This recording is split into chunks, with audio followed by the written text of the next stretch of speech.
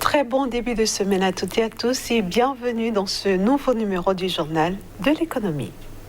Le FMI accompagne le Soudan pour relancer l'activité économique, créer des emplois et renforcer la gouvernance. Un programme de réforme a été conclu pour 12 mois. La Banque de développement des États de l'Afrique centrale décaisse 4 milliards de francs CFA pour le Gabon. C'est pour soutenir les PME et créer de nouveaux emplois. Enfin, la consommation mondiale d'huile de palme est attendue en baisse cette année. Elle devrait se replier de 2,2 millions de tonnes.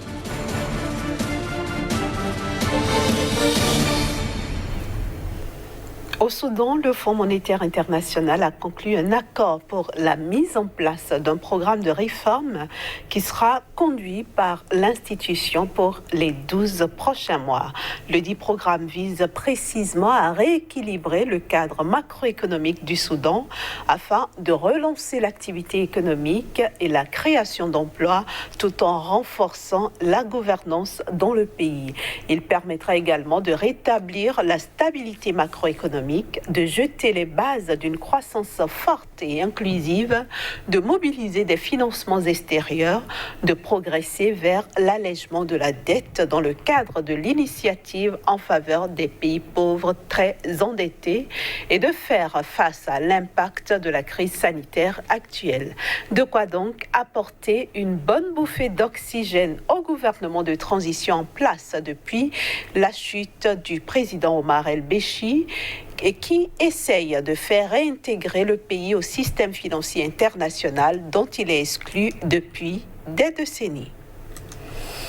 Le Cameroun a décroché une enveloppe de 229 milliards de francs CFA sur le marché des titres de la Banque des États d'Afrique centrale. Au total, le pays a effectué 6 sorties pour réunir cette cagnotte, une cagnotte légèrement inférieure aux 220 milliards de francs CFA recherchés par le pays. Au terme de 6 opérations effectuées entre avril et juin 2020 sur des titres publics de 2 ans, 3 ans, 5 ans, 7 ans et 10 ans de maturité, le Cameroun emporte une enveloppe globale de 219,4 milliards de francs CFA sur les 220 milliards de francs CFA recherchés. Essentiellement destinés à la réalisation de certains projets d'infrastructure dans le pays, ces opérations étaient toutes assorties de taux d'intérêt oscillant entre 3,5 et 7%. La dernière émission d'obligations du Trésor d'une maturité de 7 ans émise le 17 juin 2020 a permis au pays de recueillir 17,7 milliards de francs CFA contre 25 milliards de francs CFA recherchés sur le marché de la BAC. Les souscripteurs à cette opération de levée de fonds rémunérés à un taux d'intérêt de 6,5% permettent ainsi au Cameroun de clôturer son programme de mobilisation des financements de moyen et long terme sur ce marché monétaire. Un marché où le Cameroun est le principal animateur depuis le lancement en 2011. Le pays a d'ailleurs bénéficié au cours de son dernier programme de levée de fonds des effets d'une décision de la Commission bancaire de l'Afrique centrale. En effet, à la demande des autorités camerounaises au regard des garanties de remboursement présentées et de certains indicateurs de solvabilité du pays, cette commission a marqué son accord pour l'application d'une pondération nulle sur l'obligation du Trésor émise par l'État du Cameroun. Ce qui, selon certains spécialistes, a eu le don de rassurer les investisseurs bancaires et non bancaires actifs sur le marché monétaire. Au Gabon, la Banque de développement des États de l'Afrique centrale a approuvé un financement de 4 milliards de francs CFA au profit de Cofina. Objectif, soutenir les petites et moyennes entreprises d'une part et créer de nouveaux emplois tout en accroissant les revenus des PME-PMI d'autre part. La Banque de développement des États de l'Afrique centrale apporte son soutien aux petites et moyennes entreprises du Gabon.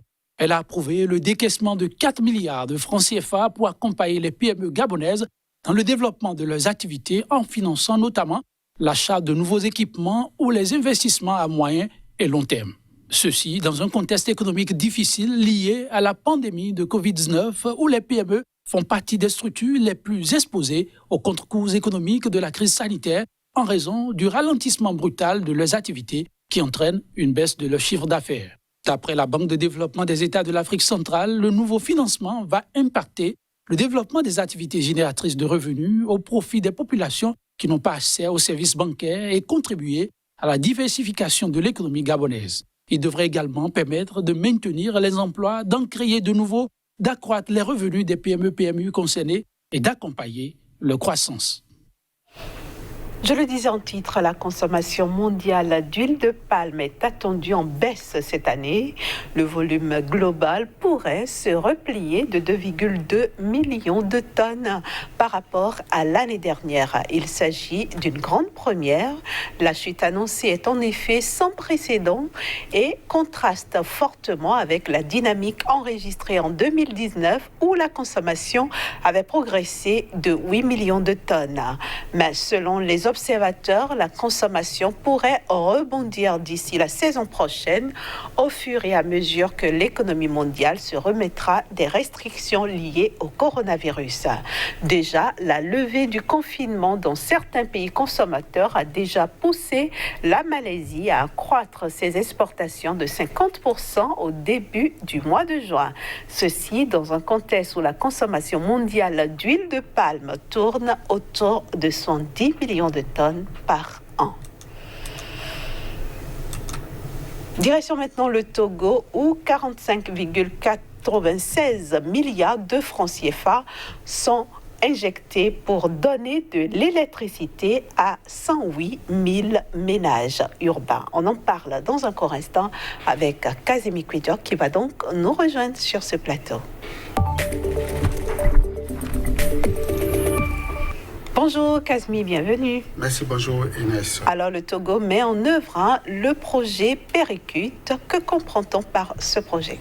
Merci Inès. Comprendre donc pas ce projet, enfin un programme, c'est le programme d'extension du réseau électrique dans les centres urbains du Togo, donc du pays. Et comprendre donc par ce projet ce que vous avez commencé déjà par annoncer 45,96 milliards, environ 46 milliards de francs CFA.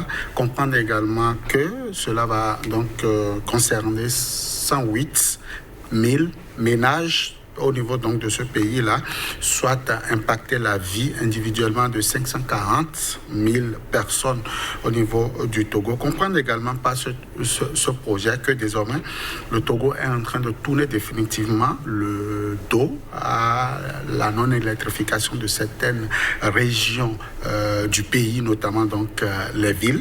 Comprendre enfin par ce projet que le Togo veut enfin donc s'engager sur la voie de l'électrification à impact économique sur l'activité donc du secteur privé. Comprendre enfin par ce projet que les PME et les PMI pourront disposer donc de la matière grise, de l'énergie électrique pour pouvoir transformer un certain nombre donc de produits et ajouter donc de la plus-value à l'économie de ce pays. Désormais, on peut dire que le Togo a compris donc la nécessité donc de donner de la plus-value à son économie et enfin le Togo pourra d'ici 5 voire 10 prochaines années, pourquoi pas finir avec donc les délestages, finir avec les zones d'ombre au niveau de certaines villes et pourquoi pas lutter contre l'insécurité au niveau de l'économie. Alors concrètement, quel impact tout ceci aura sur le pays? C'est déjà donc donner plus de visibilité, donc d'éclairage public, mais aussi d'éclairage dans les ménages, mais les petites et moyennes entreprises, les petites et moyennes industries surtout pourront disposer de l'énergie électrique pour pouvoir transformer, comme je le disais tantôt, l'économie. L'impact ici, c'est sur la plus-value, c'est donc sur le produit intérieur brut qui verra donc son amélioration. Il faut déjà dire que ce projet a été élaboré hors Covid-19, c'est-à-dire l'impact ici est mesuré donc dans une période normale, dans une période de non-tension et donc ce dont nous sommes en train de parler ne concerne pas forcément l'actualité passant donc au niveau du pays, il faut le préciser parce que ces données seront un peu perturbées. Au total, 48 km donc de réseau moyenne tension, donc ce que nous avons l'habitude de voir dans nos villes seront donc installés au niveau de ce pays-là, je l'ai dit, 200 26 nouveaux transformateurs moyenne tension seront donc installés au niveau de ce pays pour permettre quand même au Togo non seulement de disposer de l'énergie électrique dans ces villes-là, mais surtout de lutter contre la baisse de tension, contre ce facteur qui ruine donc l'essor des PME et des PMI au niveau des grandes villes. Alors pourquoi ce choix porté sur les villes au détriment des campagnes?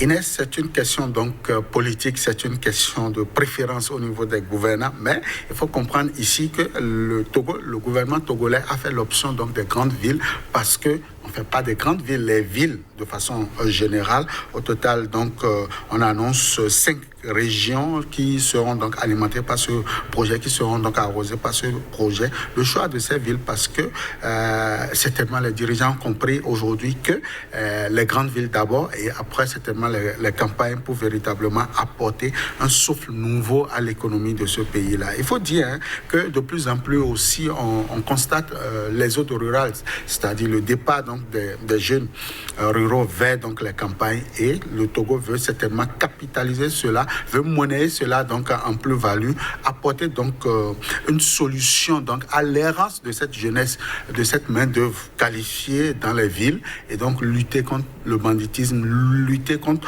l'oisiveté donc de ces jeunes-là au niveau de ces localités en apportant de l'électricité. C'est tellement que les dirigeants ont donc compris la nécessité aujourd'hui de donner du boulot, du travail donc à cette jeunesse, pourquoi pas pour véritablement faire asseoir dans nos pays, enfin dans les pays africains, ce qu'on appelle désormais la conscience collective au niveau de la jeunesse. Est-ce que des projets, des initiatives analogues sont pensés pour les campagnes togolaises? Bien sûr, et c'est même des projets donc viabilisés déjà avec le programme des Nations Unies donc pour la population. Environ 6894 lampadaires par exemple solaires ont été donc installés dans des campagnes, sont en cours d'installation, d'autres ont été donc déjà installés pour véritablement permettre aussi aux campagnes de ne pas laisser pour compte donc dans ce programme d'électrification générale au niveau de ce pays-là. D'autres initiatives avec donc la Banque allemande de développement, avec l'Union européenne sont en cours certainement pour davantage donc renforcer cette capacité d'électrification du Togo. Merci beaucoup à vous, Kazmi Pédior. Merci également à vous, chers amis téléspectateurs, d'avoir suivi ce numéro du Journal de l'économie. Je vous souhaite une excellente semaine, bien sûr en compagnie des programmes de Sika TV.